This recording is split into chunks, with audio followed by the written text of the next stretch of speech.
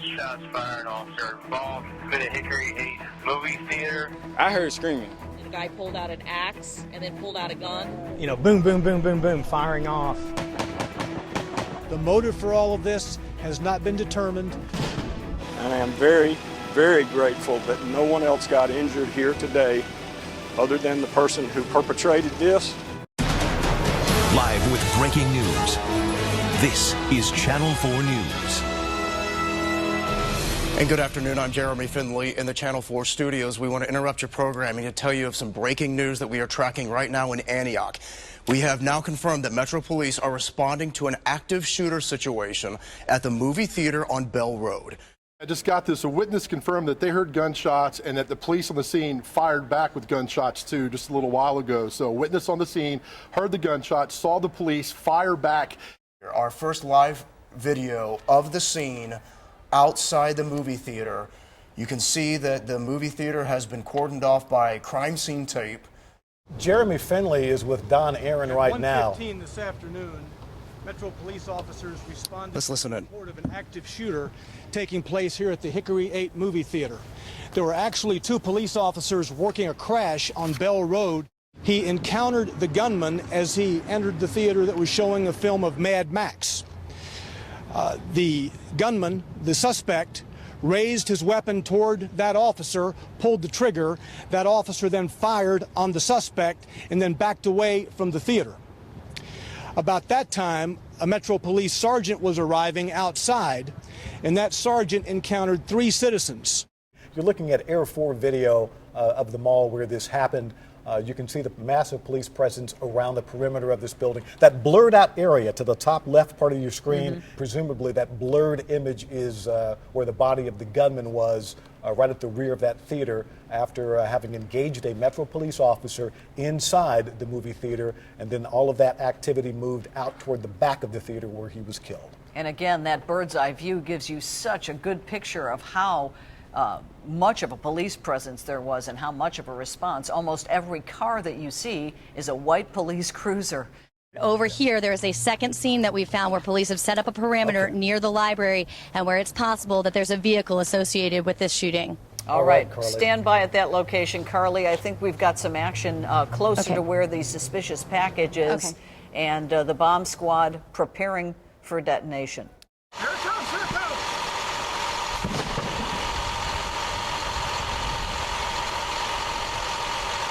There it was. You just heard that muffled sound, and everybody pulled their hands away from their ears, their fingers out of their ears. That was the detonation we were waiting to hear, neutralizing a backpack that this gunman had with him. Just before they detonated it, they shouted out, "Fire in the hole," and then just right after that, we saw a puff of smoke go up in the air, which was then, of course, quickly followed by the sound of that small explosion. Now, Metro Police have just recently told us that this was nothing more than a hoax device.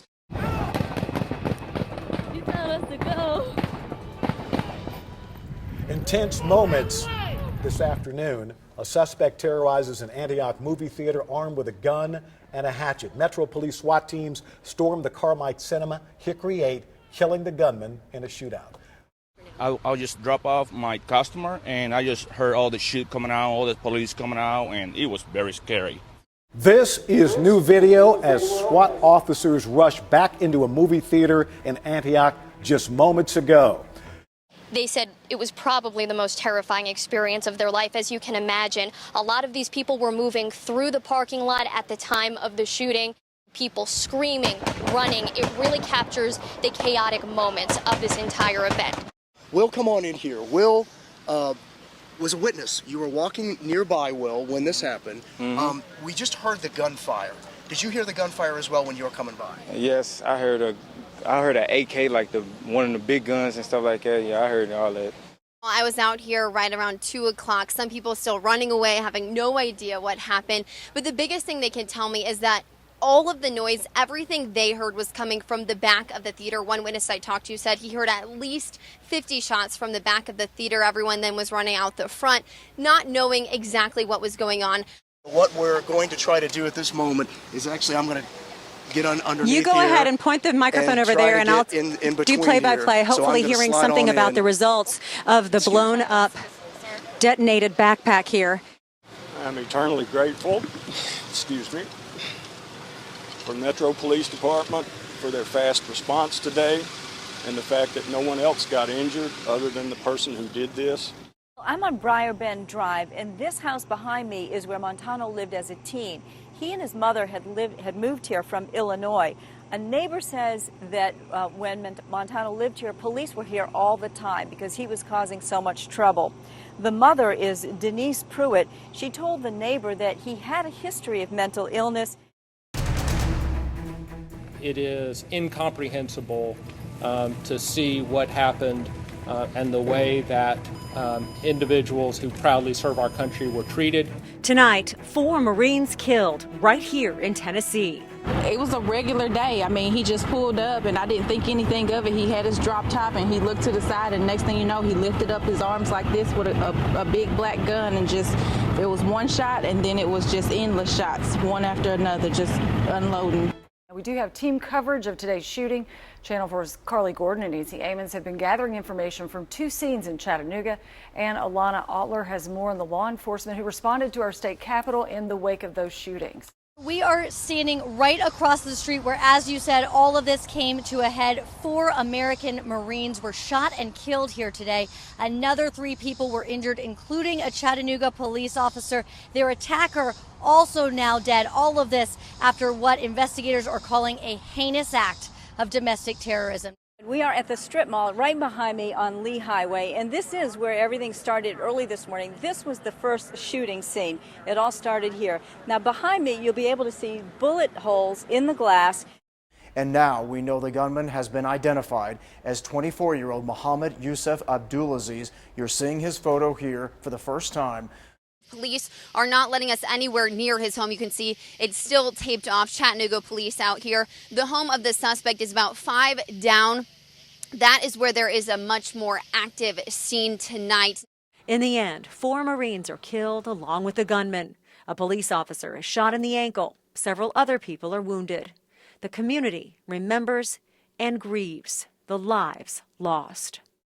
Breaking news right now. 2 of the former Vanderbilt football players convicted in the rape of an unconscious woman are walking out of jail right now. This is after a mistrial declared in that case. We are checking in right now live with Channel 4's Haley Mason for the very latest. We're going to listen in. Yes, right now we are looking at the Davidson County Jail. We are told Brandon Vandenberg is about to walk out. We have seen him. That is Corey Beatty's bail bondsman. As you see right now, Warwick Robinson, Corey Beatty walking out of jail right now with their bail bondsman. Corey Beatty's attorney told me earlier that he plans to walk Corey across the street. Right now, we're expecting him to walk right past us. He does not want to waste any time in getting his GPS ankle bracelet on. They are approaching us right now. Corey Beatty, Warwick Robinson, walking across the street, just being released from jail. Vandenberg, again, is a native of California, walking out now with his bags from the Davidson County Jail and his legal team. The following is a special presentation of Channel 4 News. Set this thing on fire! Lawmakers call it a perfect storm. A perfect storm has come upon the Department of Corrections. Video, photographs, and internal documents never intended to be made public. Somebody's not telling the truth, is that right? That is absolutely correct. Put a state agency under intense scrutiny. We are getting some public criticism, raising serious, high-level concerns and problems. Tell our side of the story and get all the facts out. 2 years of stories that alarmed lawmakers and infuriated the public and exposed what some call a system of secrets. What we really have is a statistical sleight of hand. Now from the state capitol, here's Chief Investigative Reporter Jeremy Finley. Lawmakers found themselves questioning this year if they had been told the truth about what was happening inside our state's prisons and within an embattled state agency. And it all came about from a series of reporting by the Channel 4 I-Team.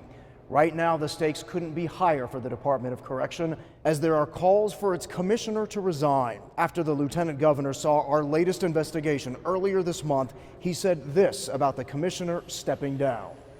There comes a time to hand it off to the next person. We may be at that point in Department of Correction. So how did we get here? Well, in the next hour, you're going to see how our investigations prompted 5 legislative hearings, an independent audit, dozens of disciplinary actions on inmates, and a criminal conviction. This slide here really shows where we are. It was part of the commissioner's PowerPoint presentation to lawmakers, a slide showing the staff vacancies in each state prison. And what the vacancies are as of August 5th. But when correctional officers saw those numbers, they contacted the I-Team and went to lawmakers' offices. State Representative Mike Stewart met with the officers.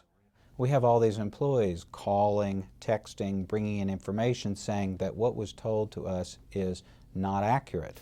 Take a look. At Riverbend, the commissioner told lawmakers there were 11 vacant positions as of August 5th. But a roster from August 4th obtained by the I-Team shows there were roughly 49 vacancies that day. You can see the difference. Now look at Lois DeBerry Special Needs Facility. Lawmakers were told there were 14 vacancies as of August 5th. We obtained a roster from August 13th, a roster that only included the second and third shifts. And it shows in those 2 shifts alone, there were 25 vacancies. The I-Team also obtained this. It's an internal report from DeBerry, not a roster, showing, though, the number of vacancies between July 12th and August 8th. And it shows in that time period, there were a total of 31 vacancies. Again, on August 5th, lawmakers were told there were 14. But that roster shows over 30 vacancies. Now, at the very least, that says that we should have received more comprehensive information. There's a very significant discrepancy, and I really hope that the department will take steps to try to explain why that we're seeing 2 different sets of numbers. A spokeswoman for TDOC wrote in an email to the I-Team, shift rosters are not indicative of facility vacancies. The spokeswoman went on to explain that the rosters don't show new officers in training because they haven't yet been assigned a post. Quote, while the shift roster may say vacant, those positions are filled. But lawmakers like Stewart wonder if an officer is in training, can he or she actually cover any of the actual shifts vacant on these rosters? And there are also questions about the violence inside state prisons. The Channel 4 I-Team just obtained this from a prison source, from Riverbend Prison in October 2014, written by a corporal. It shows an inmate threw a dinner tray at him. He writes, "It struck me hard in the face and knocked off my face shield." Therefore, the inmate is being written up for assault on staff, no injury. But look at this. The corporal's account was written at 5:42 p.m. 1 minute later, the incident is changed. It's now rewritten by someone else. The case is given a new number and is reclassified as staff inmate provocation. We don't ask wardens to change incidents. At the legislative hearing, TDOC officials denied they were altering assaults, saying instead they are reviewing each case for greater clarification of what actually happened. How this case was reviewed and changed within a minute's time is unclear. Universally, the people I'm hearing from are telling me that things are not safe, that these assaults are occurring, and that what we really have is a statistical sleight of hand by the department, not an actual increase of safety. Smoking e-cigarettes can help calm the nerves of inmates addicted to nicotine, but they're still not allowed in most jails. But inmates in the Rutherford County Jail are allowed to mail-order e-cigarettes from a company called Jail Cigs. Jail Cigs is based in Marietta, Georgia. 2 of the co-owners are John and Judy Vanderveer, and they are relatives of the sheriff. Aunt and uncle. Sheriff Robert Arnold says he sees nothing wrong with a company owned by his family members selling e-cigarettes to his inmates. And that's not the only connection. The sheriff's wife also works for Jail Cigs. My wife works part-time answering phones for them. And there's another connection. The company was formed in Georgia in 2013, and one of the founding members works directly under the sheriff, Joe Russell. Joe Russell. I mean, I know who he is, but I don't know. Joe Russell is Arnold's chief deputy of administration and the finance man for the sheriff's department, but he's also listed on state and corporation records as part owner of Jail Cigs. When we showed the sheriff the paperwork, this was his reaction. No, I didn't.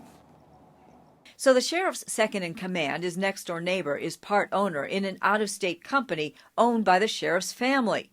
And the sheriff didn't know? No, I mean, I'm kind of shocked about that. Yeah, I guess I'm taken back on that. The sheriff says he'll talk to his chief deputy. He expects to stop allowing e-cigs to be sold in his jail. Yeah, I guess we're going to have to. With, if Joe's tied to it, then, it can't be in here. It started with a Channel 4 I-Team investigation into e-cigarettes. No, I mean, I'm kind of shocked about that. Now it's led to 5 raids in 2 states. This is part of an ongoing investigation into possible public corruption involving multiple targets within the Sheriff's Department. As the FBI steps in to investigate a mid-state sheriff's office, the community is left with even more questions. We'll do whatever it takes to determine the evidence of either innocence or guilt. The community is left with even more questions. He's part of us, the public, and he should act accordingly. For more than a month now, the Channel 4 I-Team has been investigating questionable dealings inside the Rutherford County Jail, and what we found has launched an FBI investigation. They joined the TBI during raids at 5 locations in 2 states. 4 of those were in Murfreesboro. 1 happened at the home of Rutherford County Sheriff Robert Arnold. 2 were at properties owned by his chief deputy, Joe Russell, and the other was at the Rutherford County Jail. Officials also raided the headquarters of Jail Cigs in Georgia, the company at the center of the investigation. The I-Team revealed Sheriff Arnold and Russell have personal stakes in that company, which sell e-cigarettes to inmates. That link spearheaded the rest of our investigation. Angles to this story and the investigation. Carly Gordon is outside the sheriff's home. The I-Team's Jeremy Finley is here with more background on the case. But let's begin with Haley Mason at the Rutherford County Jail. It is not every day a sheriff's home is raided, Haley. It's not every day that you see a TBI command center set up outside the sheriff's office. The Channel 4 I-Team's been investigating the meat department at a popular local grocery store for months now. We bought samples of fish and beef an experienced employee told us should never have been sold. You're about to see what happened when we sent those samples out for testing. This right here is still that pile of ribs and briskets still back here. We may see those actually go out at some point. That's the voice of a worried local butcher. He's been talking to the Channel 4 I-Team about what he calls long-standing bad practices at this Brentwood store. He used his cell phone to document what's been happening and to make this call. Mr. Delademos, this is Josh from Harris Teeter. I was wanting you to know that they put one of those briskets out. Once you open it up, you can see that there's that tag right off. The Channel 4 I-Team bought this beef brisket at the Brentwood Harris Teeter store March 31st. The label said it could stay on the shelf until April 12th.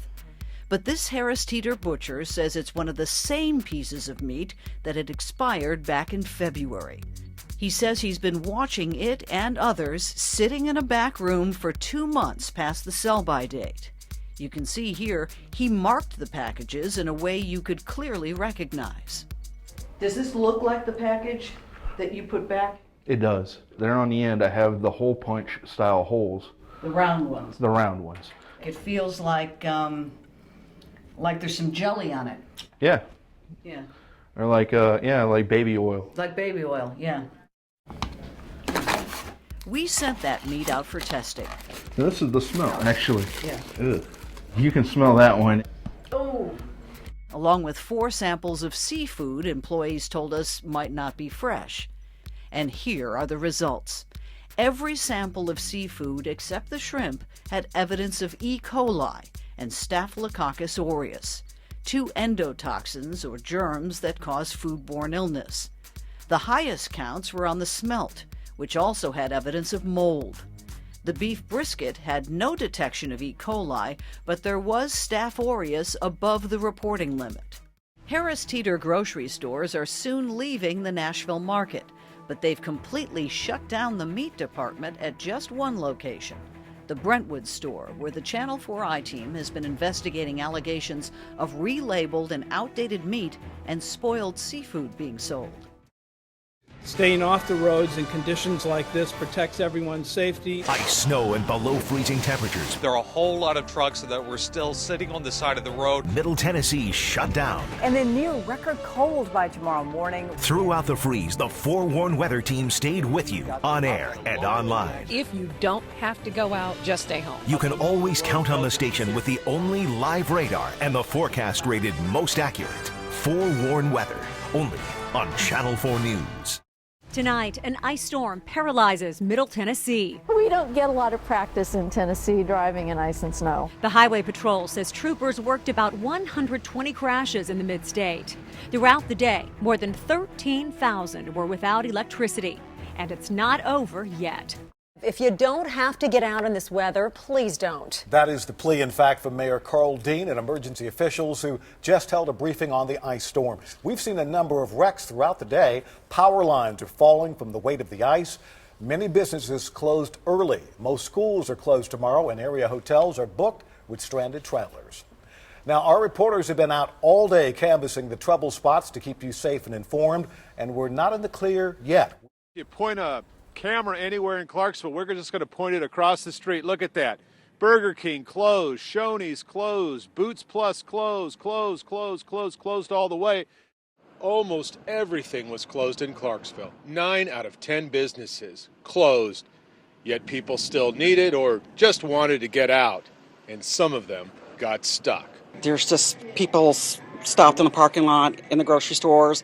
Everybody's getting out, helping everybody, pushing, pulling. But not for long, because this county was full of rescuers. We saw it over and over and over again.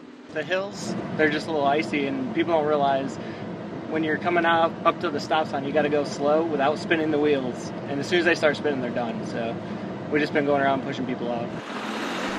Where there was trouble, there was help just moments away, and that made people feel really good about where they live. It was a really nice feeling that people were getting out and helping everybody.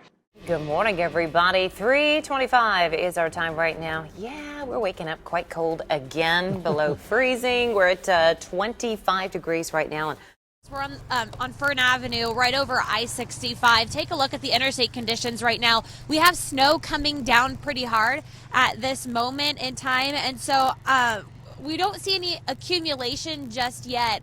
But this morning as you wake up, you will see bare pavement on the interstates. It's the shoulders of the interstates and actually the fast lane on some parts of I-65 and I-40 are still covered in ice and snow. And where we've seen problems this morning is when entering the interstate or trying to get over if you need to can be a problem because you're just coming up on maybe one lane that has ice all over it, which tells you you really need to just be cautious this morning as you drive if you do take an interstate. And Clarksville, you can see what we're dealing with. We've got several inches of snow and sleet and freezing rain that fell overnight and ice on the roadway. You can see it's still slushy in the road. Some people starting to fishtail a little bit. You can see that Camaro right there having a hard time turning around that corner. But otherwise, people are doing just fine out here. They're not having a whole lot of problems. Now, the road not going to be cleared anytime soon, which is one of the reasons why TDOT is asking people to stay at home if you don't have to go out for any reason. We, again, have called in our entire staff of meteorologists. We want to start first, though, with Lisa Spencer and Dan Thomas. So, guys, what are we looking for out there right now? Well, it's going to be a combination. It's what we've been looking at all along, and we're seeing that happen, Dan. Absolutely so. Most of the area that's seeing precipitation right now in the form of snow, but already turning to some ice in southwestern Middle Tennessee. All right, let's kind of outline what we're expecting as we go through the next 24 hours and what you can expect. Already, we've got snow and ice overspreading the area. We're going to see a brief period where we're going to see some sleet and then several hours of freezing rain, which means icing, and that means the roads will continue to deteriorate. Well, you may be shocked to learn that 18 people in Tennessee have died during this week's ice storm. 2 of those lost were Christy Clark and her 10-year-old son Carter. They were hit by a semi-truck after getting out of their car to help 5 people in a wrecked SUV. Franklin police recorded this video right after the wreck. You can see how slick and icy the roads were that night. Today, Christy's husband and Carter's stepfather spoke to Channel 4 and has a message that he wants the world to hear. Channel 4's Kimberly Kurth has an interview you'll see only on 4. I jokingly said something about the dishwasher. I wish she would walk in that door right now and yell at me for loading the dishwasher the wrong way. John Clark says all he wants is to have just one more minute with his wife Christy and his stepson Carter.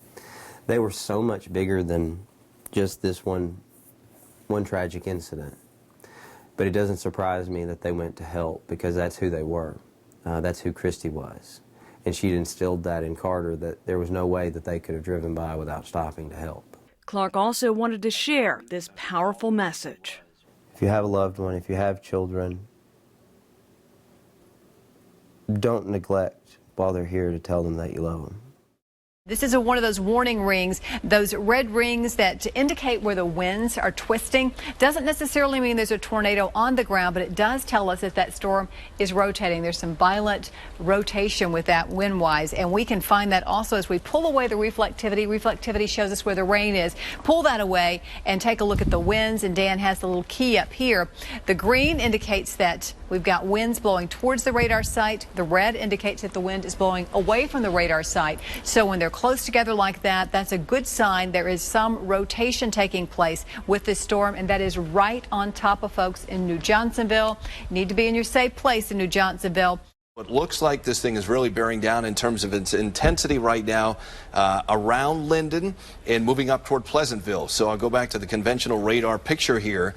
But it looks very good. So, folks, if we do have a tornado, we absolutely have circulation. It's very significant circulation.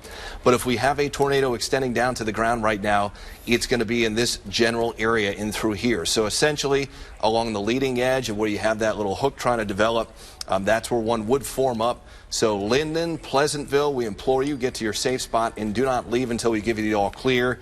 Here's the very latest on the storms moving through.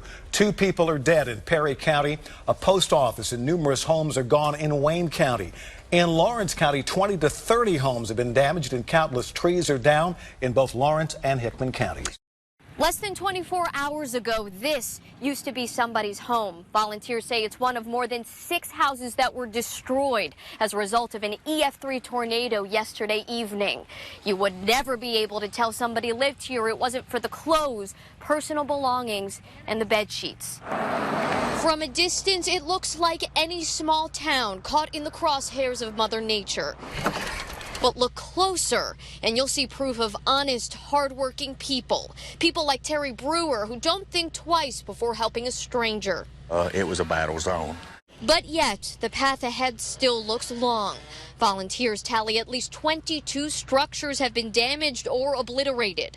Many say that fact alone serves as a reminder. But this right here just shows the devastation of what Mother Nature can do.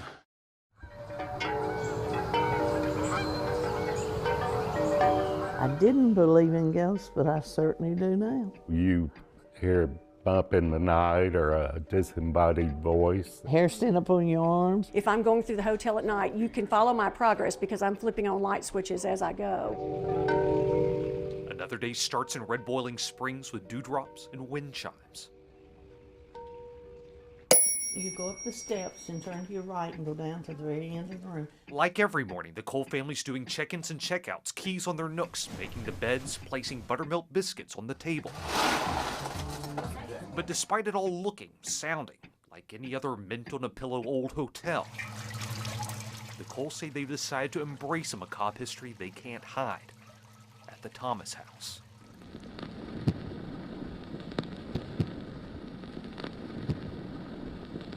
The Thomas house has stood witness to 4 generations of triumph and tragedy, but more so the latter than the former. The Coles say the resident most often seen is the ghost of a little girl from the days of the resort, often in a corner or at the foot of a bed in room 37. Sarah. We could hear her giggling and running up and down the halls. A lot of our guests like to bring toys to Sarah. Sarah's room abounds with paranormal activity. Children's play balls rolling on the floor, shadows, and even voices picked up on recorders.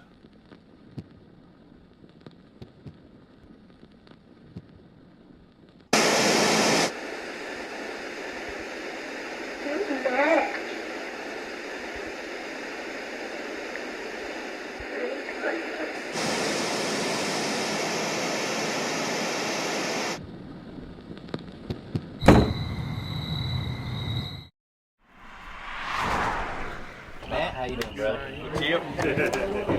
Good morning. How are you doing?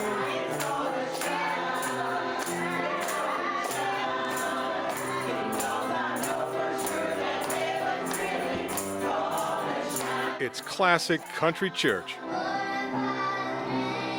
There's a children's choir. What's up, buddy? How's work? There is a local pastor who knows everybody. And there is an offering that reflects a church of only 50 members. All of this adds up to a meaningful and personal experience at Mineral Springs First Baptist Church. But none of it adds up to what happens here every Wednesday. If you were to look at our church, our financials, and look at what we spend purchasing food, you would have to say that this is not possible. The funds are not available. A church with these offerings cannot sustain a ministry like this. We just enjoy doing what we do. Sydney is the chef of the feast, part of an 8-person team that makes this happen every Wednesday. In Jesus' name we pray. Amen. Amen. I said when I retired from truck driving, I was going to sleep as late as I wanted to and just do what I want to do. But I guess this is what I want to do, so that's why I do it. That core group is an army, and what they are doing is very addictive, is what we've learned over the years. It's not like a revolving door where people come to try out to see if they would enjoy this ministry. People that get involved in this ministry are the same people that's been here 5, 10, 15 years. This Meals on Wheels program is rock solid. Guess how many times they've missed delivering in the past 15 years? A blizzard and a recent ice storm. That's it. Slip and slide is usually reserved for summer in the South, but not today. Centennial Park, quiet, desperate for someone to come out and play. Even the statues, already frozen in time, appeared frozen. John W. Thomas held his position with pride. Before Joe Morgan walked his dog today, he carried her. She was born in Florida, so it's pretty culture shock for her, that's for sure. That's chivalry. 20 minutes later, a first. Those 4 paws on snow and ice. It could be a blizzard or hurricane. She'll go out in it, so she's a good dog. Christian Denali went out in it too. He moved here from Italy with a snowboard and a sense of adventure. Everything is closed, there is nothing to do. Instead to stay in front of the TV, you can go outside and enjoy the day. Most people don't think this is a day to enjoy. I'm sorry for that, people. Ugh. And don't feel sorry for these snowballing siblings. I like to throw them at my sister. Georgia and Zoe Elder literally having a ball. We go outside a lot when it does snow, like in 1st grade and 2nd grade, and we would have snowball fights. Taking advantage of this one-day peaceful park. I know. It's really fun, especially having the whole park to ourselves. We can do everything. So, yeah. That's so true. Zoe, ugh. 2 beats, in. 1 beat, release. William Brooks III, a young music teacher from Detroit, Michigan, walked into Hunter's Lane 2 years ago, walked into the band room, and nothing has ever been the same. I told them all, hey, I want you to go out and find 2 friends and invite them out to band practice, see if they would be interested in doing it. And from that point, we got people that didn't have any experience at all. We got a lot of beginners, and we basically start from the ground and build our way up. The band went from 17 people to 71 people. It's now one of the best marching bands in the state, better known as the Human Boombox. It's a very, very diverse group. We have African Americans, we have Caucasian, we have Hispanics, and I try to incorporate a little bit of everyone's culture so no one's feeling left out, and they literally function as a human boombox. it's all kind of a musical miracle. But to be honest, that's not the big story here at Hunters Lane. The big story is that in 2 years, every senior in the band has earned a college scholarship for music. Every single one.